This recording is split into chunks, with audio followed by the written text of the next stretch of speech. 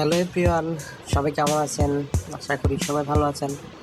আজকে আমি চলে আসছি নারায়ণগঞ্জে শীতলক্ষ্যা নদীর পাড়ে। এই নদীতে অনেক পুরনো একটা নদী, অনেকেই জানেন, অনেকে চিনেন, অনেকে আসছেন। নারায়ণগঞ্জে আসলে তিনটা জিনিস নারায়ণগঞ্জে আছে। সেখানে আছে নদী পথ আছে, রেলপথ আছে এবং বাস স্টেশন আছে। যাই হোক, তিনটা পথই নদী এই নারায়ণগঞ্জে আছে, এটা আসলে সব জায়গায় নাই। নারায়ণগঞ্জে শীতলক্ষ্যা নদীর পাড়ে আপনারা অনেকে আসছেন, অনেকে দেখছেন এখানে ফেরি, তারপরে ছোট ছোট ড্রেজার, ছোট আকারের লঞ্চ, যদি আবার অ্যাম্বুলেন্স দেখা যাচ্ছে। সব মিলিয়ে আসলে নদীর পথটা খুব ভালোই লাগে। ছোট ছোট নৌকা, তারপরে মানুষ পারাপারের জন্য বড় নৌকা, পার্সোনালি নৌকা, সব ধরনের নৌকা আছে এখানে। তো আশা করি সবার ভালো লাগবে ভিডিওটা।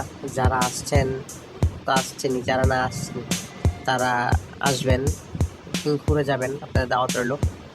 তো বিকালের এই শেষ বিকালের এই মুহূর্তটা আসলে অনেকটা ভালো লাগে।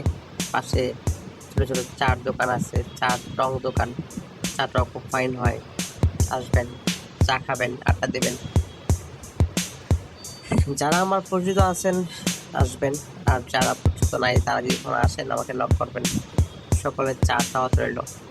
ঠিক আছে, এখানে আপনারা দেখতে পাবেন যে মানুষ পারাপারের জন্য বড় নৌকা, হ্যাঁ, যেটা দিয়ে হচ্ছে জনপ্রতি 2 টাকা পিস এই পার থেকে ওপার যাওয়ার জন্য।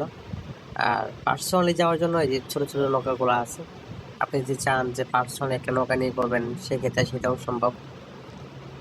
তো সবাই আসবেন, একদিন দাওয়াত রইল। নদীর পথে পানিটা কালো, পানিটা বিশ্রী, কিন্তু জায়গাগুলো খুব সুন্দর আসলে। আমি রিসেন্টলি আগে একদিন গেছিলাম, তো আজকে আবার গেলাম। জায়গাটা আসলে খুব সুন্দর। যারা যারা কাছে আছেন একদিন আসবেন ইনশাল্লাহ। সকলের সকলের দাওয়াত রইল।